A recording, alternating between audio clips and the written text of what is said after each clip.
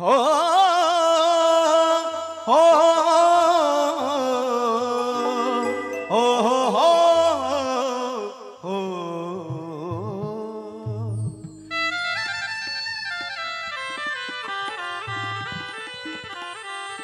तो सब श्रोता के करी अभिनंदन करत मिथिला बखान करु स्वीकार सब मैथिल हमर बारंबार प्रणाम। एक बार जोर से मिथिला धाम की। तो बहुत सुंदर ही शब्द जे स्वर्गों से सुंदर महान हमर मिथिला है। हे स्वर्गों से सुंदर महान हमर मिथिला। और मीठ मीठ ताली के संग संग आप सबको जोर से ताली बजाकर हे गाम हमर मिथिला दलान हमर मिथिला गाम हमर मिथिला दलान हमर मिथिला। स्वर्गों से सुंदर महान हमर मिथिला स्वर्गों से सुंदर महान हमर मिथिला। लेकिन पाछा से आप सब ताली नहीं बजा, लेकिन मीठ मीठ ताली हवक चाहिए। और ताली के संग भैया हे गाम हमर मिथिला दलान हमर मिथिला गाम हमर मिथिला दलान हमर मिथिला। जय हो।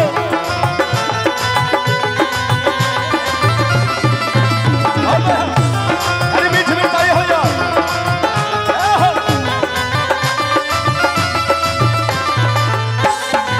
अरे एक बार हाथ से ताली बजा।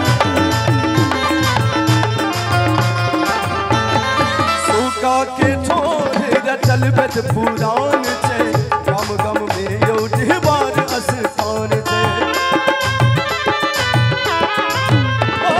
सूखा के छोरे रचल बेद पुराण छे गम गम में यो ढिबार स्थान छे। कतेक सुंदर भाव छे जे सूखा के छोरे रचल बेद पुराण छे गाम गाम में यो दिहवार स्थान छे। एतबे ने त बह कमल कोशी हो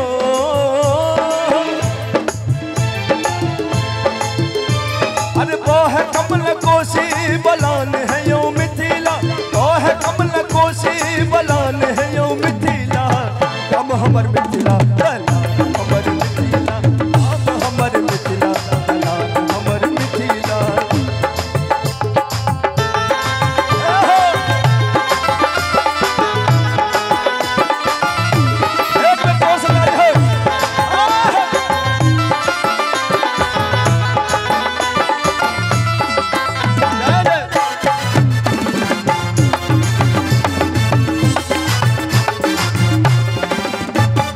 विद्यापति के जाने सगर जहानियो साकर बनल उगना सुनी जिनकर गानियो।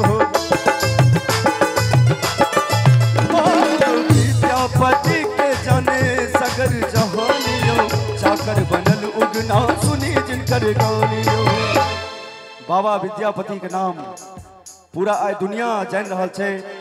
और बाबा विद्यापति खास करके कलाकार के एगो एहन प्लेटफॉर्म दिलखिन मंच दिलखिन जे आय कलाकार बाबा विद्यापति जी के नाम से पूरा देश से विदेश तक जाइए। तो एक बेर चाहब जो जोर से बाबा विद्यापति के लिए ताली होना चाहिए। एक बार जोर से बाबा विद्यापति की।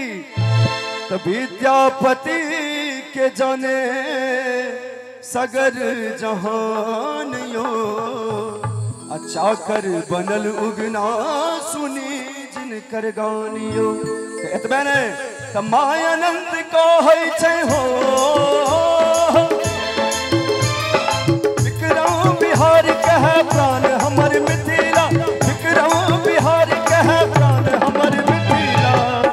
और एक बेर अंत में अहाँ सबके घर के दिया बुता विक्रम बिहारी का आशीर्वाद के लिए एक बेर जोर से ताली अहाँ सबके बजा दियो।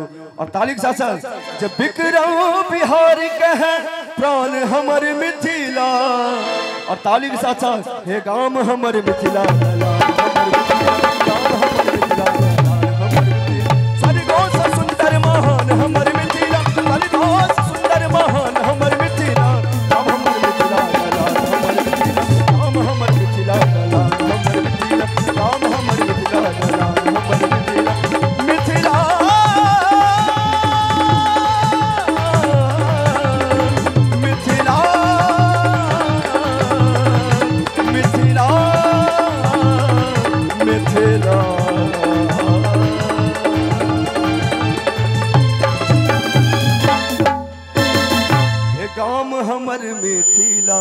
दलान हमर मिथिला।